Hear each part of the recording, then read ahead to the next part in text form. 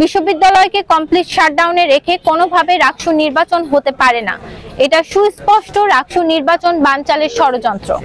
তাই আমরা ঘোষণা করছি যে রাকসু নির্বাচন হতে হবে এবং কোনোভাবে সেটা প্রশ্নবিদ্ধ করা যাবে না। তবে ক্যাম্পাস শাটডাউন, ক্লাস অফ রেখে, শিক্ষার্থীদের ক্যাম্পাস বিমুখ রেখে কোনোভাবে রাকসু নির্বাচন হতে পারে না। সকলের অংশগ্রহণে সুষ্ঠু রাকসু নির্বাচন হবার জন্য বিশ্ববিদ্যালয় প্রশাসনকে অতি দ্রুত পোষ্য কোটা ইস্যু মীমাংসা করে ক্যাম্পাসে স্থিতিশীল পরিবেশ ফিরিয়ে আনতে হবে। লেভেল প্লেইং ফিল্ড রেখে রাকসু নির্বাচন সম্পন্ন করতে হবে।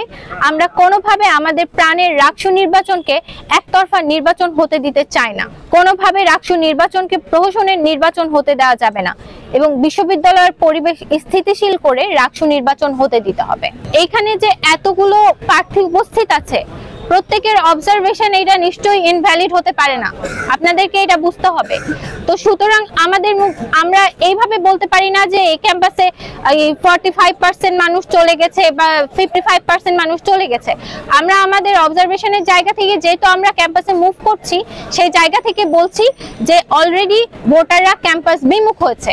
আমাদের আজকে যে প্রেস ব্রিফিং, সেটার মূল কথা আমরা আবারও একবার ব্রিফ করে দিচ্ছি। সেটা হচ্ছে যে ক্যাম্পাসে শিক্ষার্থীদেরকে ফিরিয়ে এনে একটি অংশগ্রহণমূলক এবং ক্যাম্পাসের স্বাভাবিক পরিস্থিতি ফিরিয়ে এনে যদি রাকসু নির্বাচন করা সম্ভব হয়, নির্বাচন কমিশন যদি দিতে পারে, আমরা 25 তারিখে রাকসু নির্বাচনে অংশগ্রহণ করব। আর এই ক্যাম্পাসে যে এখন যে রকম ইস্যুগুলো, তো রিস্ক ফ্যাক্টরগুলো উঠে আসছে, যেমন পোষ্য কোটাকে এইভাবে ঝুলিয়ে রাখা হয়েছে মূলার মতো।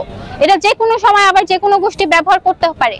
তো আমরা এটার স্থায়ী সমাধান চাই। 28 তারিখে নির্বাচন দিবে যখন বলেছিল, আমরা সেটা সম্পূর্ণ অপোজ করে সেটাকে সামনে এগিয়ে নেওয়া হয়েছে। 25 তারিখ নিয়ে আমাদের মনে আদত শঙ্কা ছিল, কিন্তু আমরা ক্যাম্পাসে যে উৎসবমুখর পরিবেশটা দেখেছিলাম, আমরা আশা করেছিলাম যে না, ভোটাররা থাকবে। কিন্তু এই অবস্থায় যখন কমপ্লিট শাটডাউনের মতো কর্মসূচি এসেছে এবং ক্লাস পরীক্ষা সব বন্ধ, এই পরিবেশে আসলে আর শিক্ষার্থীদেরকে ক্যাম্পাসে ধরে রাখাটা সম্ভব হচ্ছে না। এটা একটা বিষয়। দ্বিতীয় আরেকটা বিষয় হচ্ছে যে আমরা যখন ভিসি স্যারের বাসভবনের সামনে রাতে আমরা সব হল থেকে এসে অবস্থান নিয়েছিলাম, সেই সময় কিন্তু আমরা এই দাবিতে অবস্থান করিনি যে পোষ্য কোটা স্থগিত করা হোক। আমাদের একটাই দাবি ছিল যে পোষ্য কোটার আমরা একটা স্থায়ী সমাধান চাই, এটার আমরা বাতিল চাই। কিন্তু পরের দিন সিন্ডিকেট মিটিংটা কি নিয়ে হলো আমরা জানি না। পোষ্য কোটার যে ডিসিশনটা, সেটা স্থগিত পর্যন্তই থেকে গেল, সেটা বাতিল হলো না। আমরা গণতন্ত্রে বিশ্বাসী দল।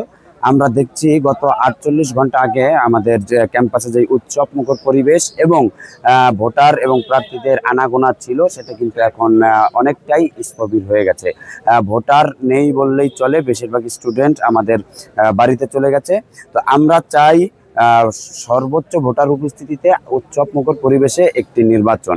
তো এক্ষেত্রে আমাদের যদি নির্বাচন কমিশন পুনরায় বিবেচনা করেন, শিক্ষার্থীদের এবং ভোটারদের উপস্থিতির কথা বিবেচনা করেন, তা সেই ক্ষেত্রে আমি বলবো আপনারা শিক্ষার্থীদের পালস বোঝার চেষ্টা করেন এবং নির্বাচনটা আমি চাই দুর্গাপূজার পরেই হোক। এটা আমাদের ছাত্রদলের চাওয়া।